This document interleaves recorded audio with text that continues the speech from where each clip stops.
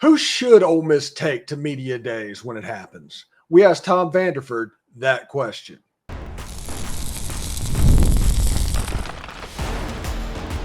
You are Locked On Ole Miss, your daily podcast on the Ole Miss Rebels. Part of the Locked On Podcast Network, your team every day.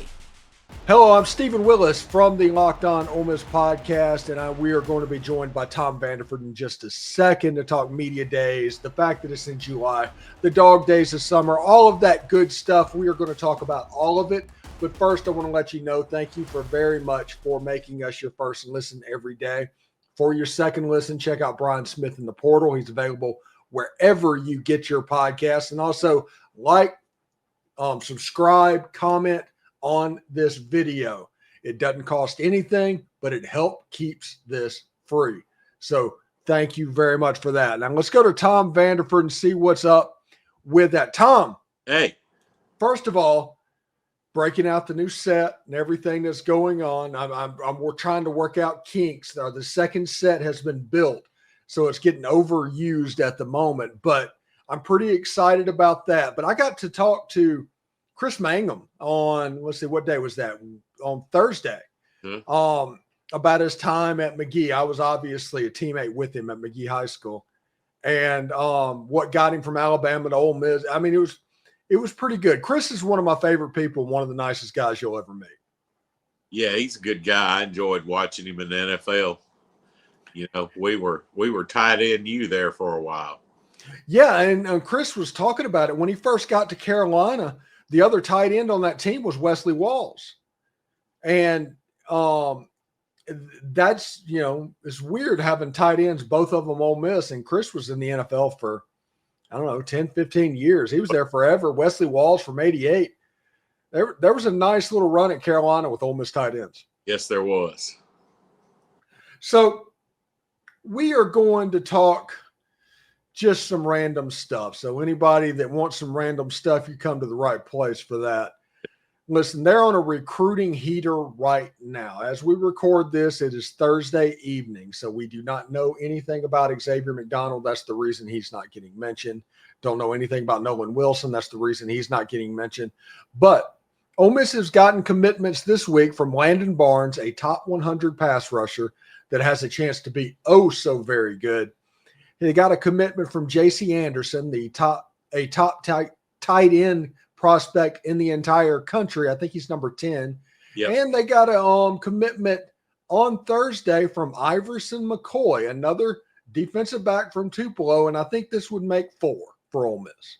Oh yeah. I'm pleased as punch with all of them. I think I was really excited, to be honest with you, about the rush end from Texas. I think he's going to be special. And anytime you can get a 6'7" tight end with good hands, that's a blessing. Yeah, it's kind of like, let's just talk about those two prospects for a second. Landon Barnes is from Duncanville High School in Texas, which is probably the best public high school for football program in the entire country. They put out players every single year. For people that doesn't know, Duncanville is where Colin Simmons went to high school, the rush end that's at Texas that's getting all the accolades right now. He played over Landon Barnes. It's just an assembly line, one after another. What Pete Golding is doing, I think, is he's trying to rebuild the 2024 defense, where you have a Landon Barnes who has very Princely Amon-Mielen traits, and you have an Isaiah Williams who has very Suntarine Perkins traits. Yep. And you can rush from both ends that way. It's interesting. Brian Smith reached out to me, and we did a show on Wednesday talking about Landon Barnes. Brian Smith thinks there's a chance that Landon Barnes grows to the point where he puts his hand in the dirt. He thinks he could put on 30, 40 pounds to where he's actually playing defensive tackle. Now, that would be interesting, and that would get my attention. But with Deuce Gerald still out there and all the players that are out there, this Monday and Tuesday this week was very, very good for Ole Miss football.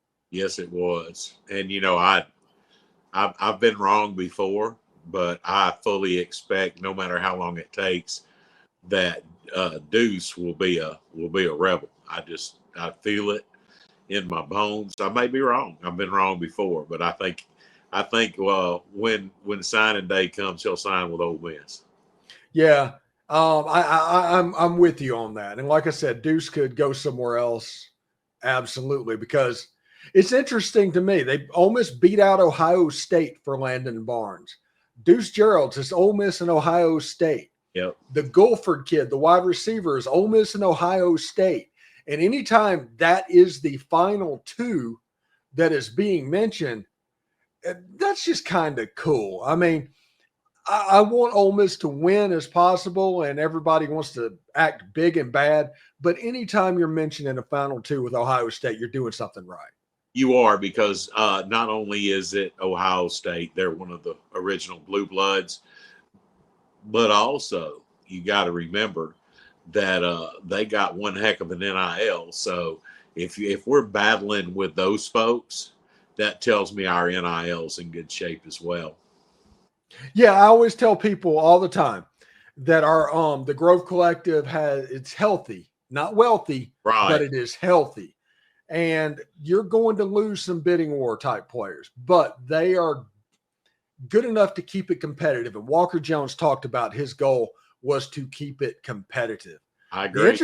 The interesting thing to me is, I don't know if anybody's been paying attention, but Auburn's recruiting is tanking. Like literally tanking at the moment, to where fans are thinking about jumping off a cliff. And the athletic director came out, I think it was Wednesday night, at a meeting and said, no, we're going to do this the right way and not just the NIL free-for-all way, which is the excuse of the place that is not getting things all the way back when illegal recruiting was happening. It was all, no. It's not that we don't have the money. It's not that we're poor or anything like that. It's that we just don't want to spend it on these good players that would bring money into our institution and all of that, because we're worried about some potentially fictional oversight starting August 1st. That was weird. That's weird to me. Yeah, I personally, I think it's a bunch of bunk, but, it maybe, just maybe, Hughes had problems with NCAA before. Maybe he's wanting to tread lightly, but I think what it really is the money people gave him all that good money for this last class that they and this last NIL class or last portal class that they had, and they're like, dude, put up or shut up. We're not giving any more money until we see some results. I think they spent so much money on the transfer portal, they're just broke. I honestly just think they're broke at the moment. Well, a lot of those guys like Singleton, the receiver, he was wanting mad money. Yes, and they offered mad. They had to offer mad money because they haven't had a winning season this decade. Right. So it's interesting. I see what they were doing, but fans need to realize money's not infinite. Nope. It's just it always runs out whenever you do it. And getting a Jackson Darnold and a Eric Singleton, that's $7 million in one shot. And even old Yellowwood's got he's gonna stop giving at some point. Yeah, and with everything that's going on, it'd be interesting to see. I mean, the lumber business could be in for a little bit of a price hike at the moment. Yep. They could go down quite a bit because just of outside circumstances. Exactly. Maybe that has to do with what's going on, and it could. Jimmy Rain not giving. Yeah, it could be anything like that at all. Anyway, when we come back, we will talk to Tom about this being the July 31st, the football month of the year, the very first one, as the Hall of Fame Bowl is July 31st, and we'll also kind of talk about who Ole Miss should take to media days. But first, we've all been there. Logging in early and waiting forever for concert tickets to go on sale, only to lose your spot for a show you've been dying to see. Live music should be about making memories, not about dealing with the stress of ticket shopping. That's where Game Time comes in. Game Time makes getting concert tickets faster and easier than ever. Prices actually drop as it gets closer to showtime, and you can save up to 60% off with their killer last-minute deals. If you're tired of endless scrolling to try and find those best deals, There's Game Time's zone deals. They actually pick the best seats in your section for you. It's pretty cool. Take the guesswork out of buying concert and show tickets with Game Time. Download the Game Time app, create an account, and use code LOCKEDONCollege. All one word for $20 off your first purchase. Terms apply. Again, create an account, redeem code LOCKEDONCOLLEGE for $20 off. Download the Game Time app today. Last minute tickets, lowest price, guaranteed. So, Tommy. Yeah. Really interesting stuff coming up to where football month is here. I'm excited. Football month is actually here. The Detroit Lions is going to play a football game in less than 30 days from when we are right now. SEC Media Days is a week away. My view count is just slowly going up on all the videos. Everybody's starting to come back. It feels so good, man. Oh, yeah. Yeah, it's the best time of the year. The only thing I hope is that, at least by September, we're down in the high 80s. That would be a blessing.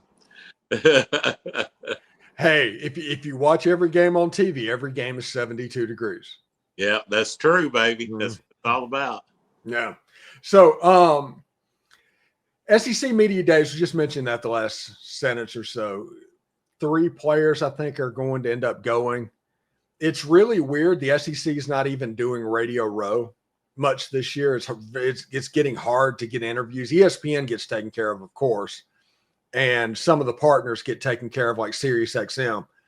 But the random run-of-the-mill radio stations and podcasts, kind of tough sledding to get an interview with one of the main characters.